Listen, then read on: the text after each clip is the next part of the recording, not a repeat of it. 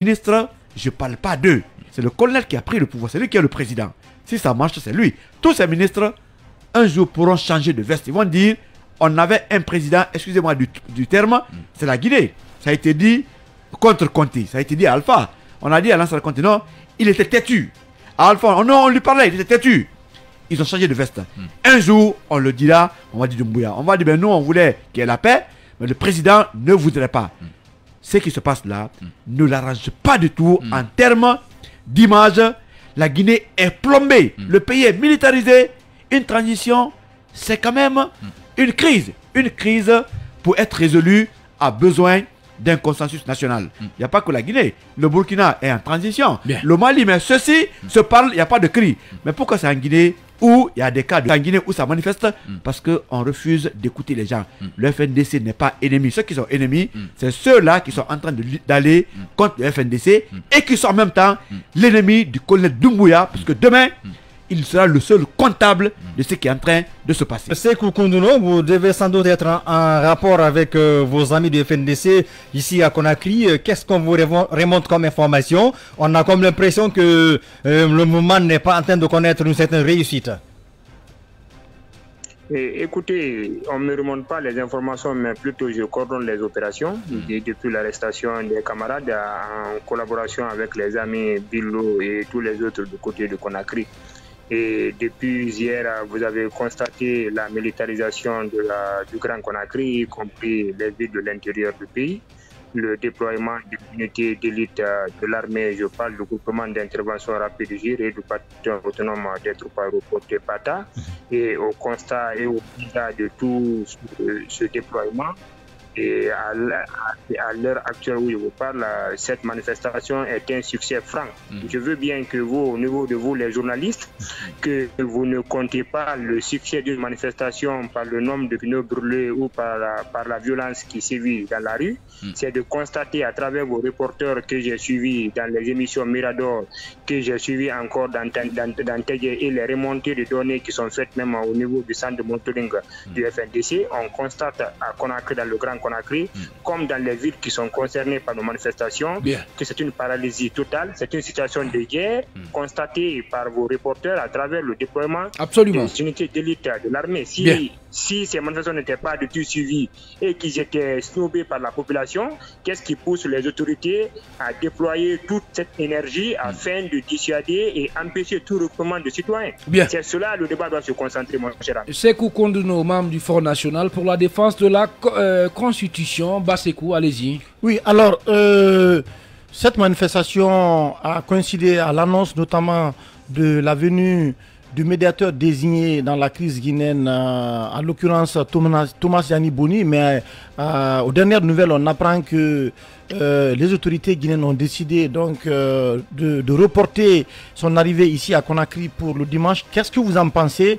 Est-ce que, selon vous, l'argument qui a été brandi, que le contexte n'y s'y prête pas à cause notamment de cette manifestation de rue, peut justifier notamment ce report? Écoutez, Sékou, tu as une qualité, moi, qui m'éblouit beaucoup, c'est ton attachement au dialogue, à la paix. Je te suis régulièrement dans les émissions. Je peux t'encourager dans ce sens. Mais ce que je vais te dire, au niveau du FNDC, le coordinateur national a continué à parler avec l'essentiel des chefs d'État ouest-africains, y compris la commission de la CEDEAO. Et nous sommes, disposés à échanger avec les partenaires afin qu'on trouve une solution à cette crise guinéenne, parce que nous sommes catégoriques sur là-dessus. Et Doumbouya n'est l'émanation d'aucun groupe de Guinéens. Il faut qu'on dialogue et qu'on trouve des solutions. À ricochet, et nos activités n'ont rien à voir avec l'arrivée de la CEDEAO, que la CEDEAO vienne ou pas, le FNDC continuera avec ses alliés à se faire entendre jusqu'à la satisfaction de l'ensemble de nos revendications. Mais il y a ce dialogue quand même que vous avez réclamé. Il y a un médiateur qui a été désigné, c'était l'une de vos exigences. Est-ce que vous n'estimez pas qu'il faut laisser le temps aujourd'hui au médiateur, notamment d'entamer les consultations avec toutes les forces vives pour que nous puissions aller vers un consensus en ce qui concerne la gestion de la transition? Oui, c'est que j'aurais voulu aussi que tu prennes l'aimabilité de dire à vos auditeurs et téléspectateurs que le FNDC a observé 2 moratoires sur la demande espèce de la CEDEAO. Il ne faut pas qu'on l'occulte. Vouloir l'occulter dans nos communications, c'est de nous présenter devant les citoyens comme si on n'était pas du tout respectueux et responsable. On a observé sur la demande du président de la commission un moratoire, sur la demande du président en exercice des chefs d'État, je parle du président Ambalo, un moratoire.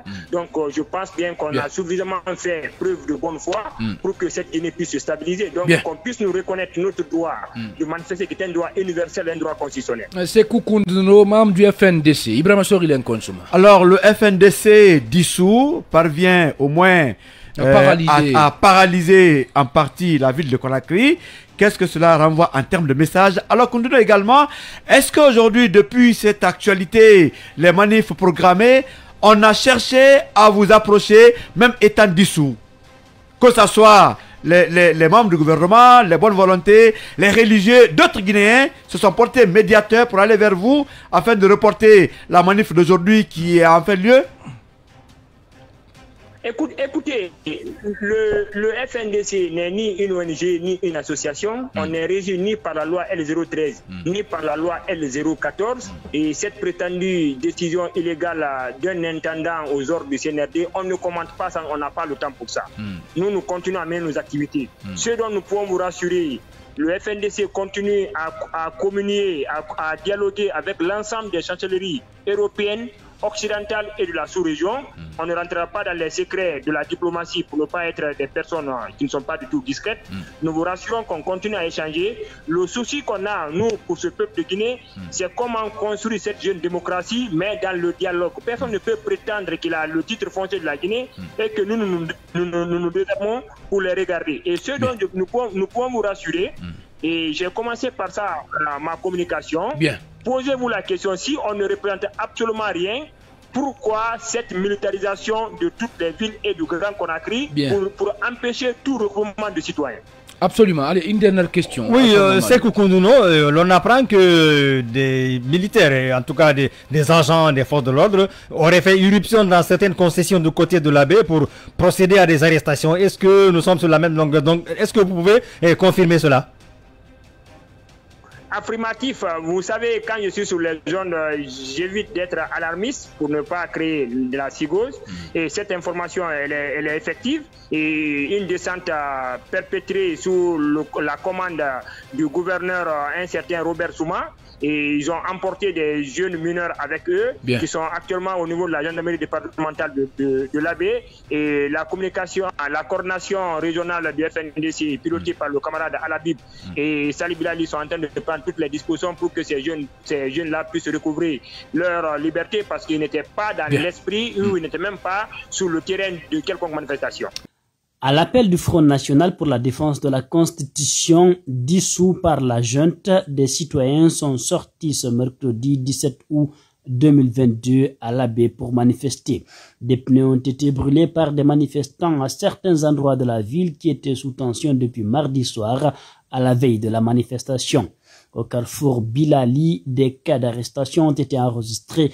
Les leaders de l'antenne locale du FNDC parlent de 8 interpellations tandis que des témoins évoquent 4 arrestations.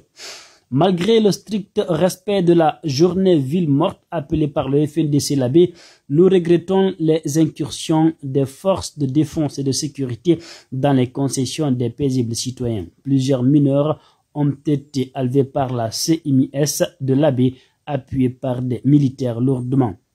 Ils ont été conduits au commissariat central de Labé. Nous exigeons la libération de toutes les personnes arbitrairement arrêtées, y compris les mineurs, ont indiqué les dirigeants de l'antenne locale du FNDC. Dans la cité Karamoko Alpha Molabé, les activités économiques ont été complètement paralysées ce mercredi 17 août 2022. Le marché central est resté fermé, la circulation durement perturbée. Des véhicules de la police, de la gendarmerie sont visibles, ça et là, au niveau des grands carrefours de la ville, selon une dépêche de Tierno Oumar Tunkara pour africaguinée.com depuis la baie.